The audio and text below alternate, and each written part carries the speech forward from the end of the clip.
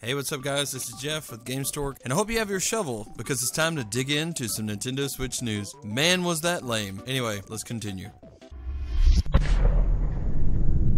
Gamestork, delivering news, reviews, and playthroughs like a newborn baby.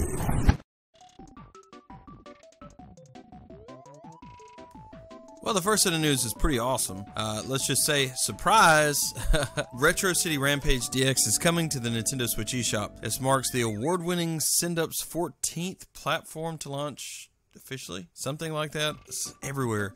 And although Shakedown Hawaii is still on the way, it's not quite finished yet. And if you're like me, we've been waiting a good long time for this. But to get your Nintendo Switch open world fix, you can get Retro City Rampage DX coming up very soon. Now, like each port before, it contains little tweaks that polish the game even further, from little things like slightly more stylish scored display to improve enemy stomp and swimming controls to improve lock-on targeting, the mission difficulty tweaks, tons of stuff, right? If you couldn't beat Deathcam VHS before, you'll have a leg up on the Switch because that's also improved. And as for Shakedown's release, I don't know. The surprise port hasn't led to any sort of delays, and it looks like this will be coming very soon, although they don't have a specific release date set. So it's not locked down, but it looks like this is coming next week. That's how soon we're talking. Literally next week, and if not there, then maybe the week right after. And this game is one of those that is very reminiscent of the original Grand Theft Auto games, and it's addicting. It's a lot of fun. I can't wait to get my hands back on this, spend tons of time in this world, and man, it's just going to be really, really awesome. I appreciate the developer for doing this and porting this over so that we can play this while we're waiting on our copy of the new Retro City, or Shakedown Hawaii, I mean. And it's really exciting, you know. I can't wait. It's going to be a lot of fun. I'll definitely do a Let's Play on it when it comes. And it's going to be one that if you haven't played it, you should. And you need to purchase it. And you need to play. You need to have lots of fun with it. And, you know, all you have to do is buy it. And eventually, yeah, all those other things will fall in line one way or the other. Okay, so next up, we have this game. It looks like some baseball's making its way over to the Nintendo Switch. RBI Baseball 17 is heading to the Nintendo Switch in September. It looks like September is a huge month for the Nintendo Switch as far as third parties go. And Switch is getting its first baseball game in that month. It was announced that the new RBI Baseball 17 is coming to the console in September. MLB says that RBI Baseball 17 will be the first officially licensed professional sports game to be sold at retail outlets on the Nintendo Switch. Now, the game features unparalleled MLB action and features and new ways with the Switch's myriad and unique controller options that support gaming everywhere. So, in other words, it's optimized for the Nintendo Switch. It's going to look good on the Switch. It's made for the Switch. The engine's developed for the Switch, and this is made with gaming with people on the go in mind, which would mean that they made this probably where you could play with it just having a Joy-Con.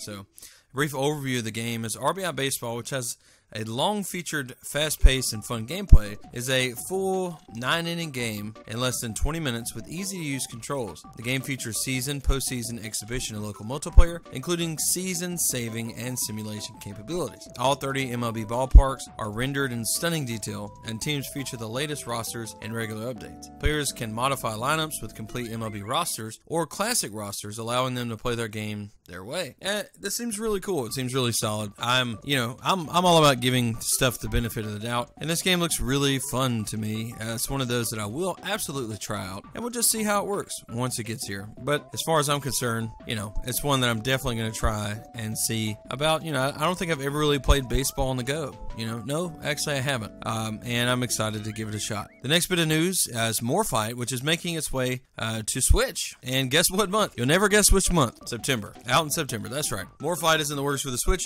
Crescent Moon Games, We're 5 Games, and Blowfish Studios have announced, and it's due out on September the 7th, very beginning of September. And I don't know if you guys know, Blowfish Studios is awesome. So Morphite is an atmospheric sci-fi first-person adventure. You'll play as Mira Kale while exploring uncharted, procedurally generated planets. That's right, procedurally generated planets. That's pretty awesome. That offer diverse landscapes and teeming with exotic flora and fauna. The game also features random encounters with real-time space combat. More details about Morphite can be found on their website, and I'll read some of these. It's a leveling inspired game that is inspired by classics like Metroid Prime, Ratchet & Clank, and Turok. Your goal is to explore the galaxy, research plants and animals, battle hostile entities, and unravel a mystery surrounding a rare material called Morphite. Morphite is said to be deep and enriching single-player experience with both a story-driven plot as well as an open-ended player-driven exploration and discovery. Now, this game, although it looks really, really cool, is preceded by a space exploration game which let most of the people on the planet down, including myself. I was a person that I was looking at that game and I was like, oh, this is totally a must-have. Because why? Because it just looks amazing, being able to fly up into space. And I remember when I turned the game on, and this is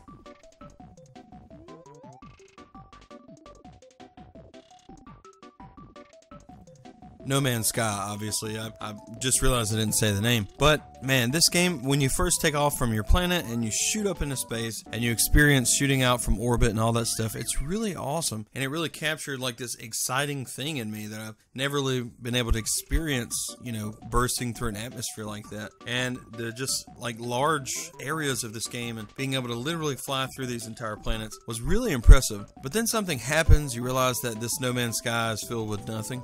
You know, it's literally like nothing there, and a universe that should be brimming with life, and, you know, planets that should have lots of, you know, people or creatures or whatever and settlements living on them. There's really nothing there. All the planets are pretty much the same thing with a different look, and it's not very exciting. It gets old very quickly, and that's what I think about when I see Morphite, and it kind of scares me.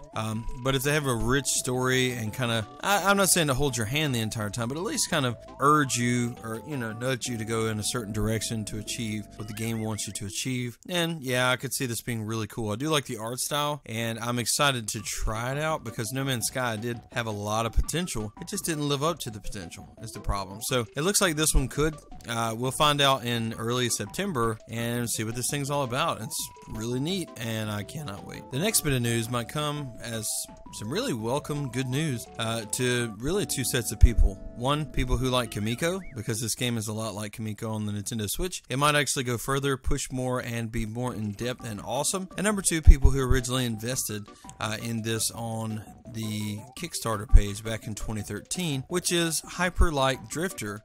This game may come to the Nintendo Switch.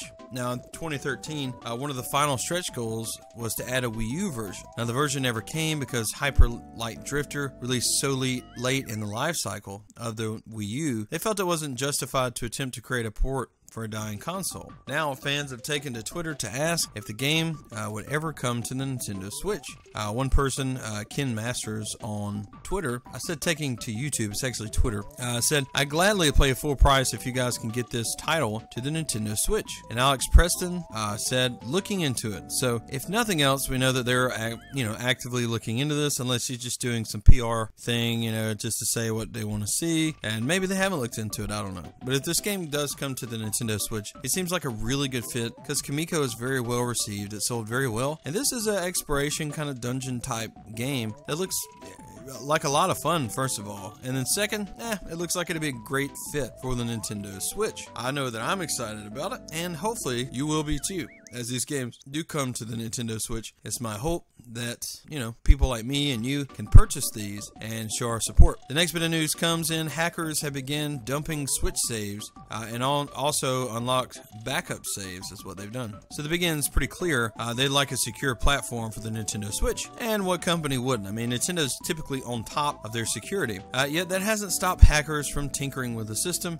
Today it was released that very hacker teams have revealed that they have successfully began dumping Nintendo Switch games. Now, the following games are now floating around online: Legend of Zelda Breath of the Wild, Mario Kart 8, ARMS, Has-Been Heroes, Puyo Puyo Tetris, and also Lego City Undercover. The hacking community has been quietly getting stuff done, and as NeoGAF user Aetherios reveals, here's a list of things they also achieved in their efforts to crack the system wide open. The userland code execution kernel has been dumped, cartridge dumps, extracting private data from games like models or data mining, backup saves and transferring them to another Switch, editing saves, cheating in games by modifying RAM values. So that, you know, cheating bit worries a lot of people about to purchase Splatoon 2 on the Nintendo Switch. That's is coming out this Friday. And I say, you know, don't get too worried about it. I believe that Nintendo will take the steps that are needed in order to protect you, to, you know, guard from people cheating on their game, and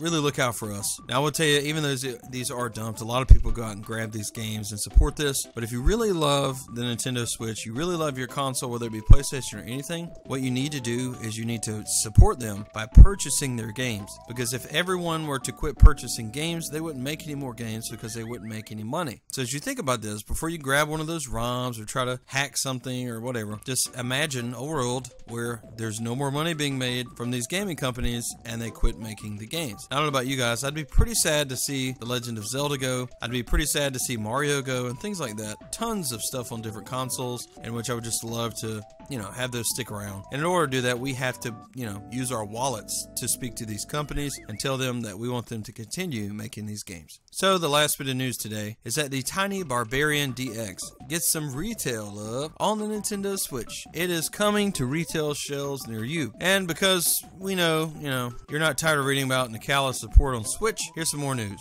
Tiny Barbarian DX is getting a retail edition for the Nintendo Switch. That's the second time, third time I've said that, and it's awesome. Most of you guys loved having physical versions, and here it is, Tiny Barbarian. That's awesome. And a press release was sent to Nintendo today, which showed off the box art, which you can find right here, right in your face. This is created by Famitsu artist Susumu Matsushita. The press release also reveals that, like previous Nicala's published games, Tiny Barbarian DX will include some extra goodies when it launches at retailers this year. And it looks like this is coming in the fourth quarter of this year. I don't know if you guys picked up Cave Story, but it did release with some pretty cool little stuff, like a keychain, I believe. And, you know, this is something to where I'm trying to call digital, but they keep bringing me back to one of these physical games, because I'm one of those people who built a big library of physical games in the past. And that collector in me really wants to, you know, get more and have more when it comes to those things. Well, anyway, guys, thanks so much for watching. I really appreciate you. I'm glad you've been sticking around here at the channel. I've been really busy lately and having to work a lot of overtime, so there have been days where the videos output has just been almost put to a halt, as I've been working very hard, and I appreciate your patience with that. I'll continue to try my best to get all this news out promptly. And you know what, every one of you guys that watches, I appreciate every single one of you. If you are watching and you have not subscribed yet, I ask you to please consider hitting that red box below, subscribe to this channel, and help me to grow so that I can offer you more content, more stuff, more playthroughs, you name it. And I'm really stoked about the future of Gamestork. Again, thank you guys for watching, and we'll see you next time.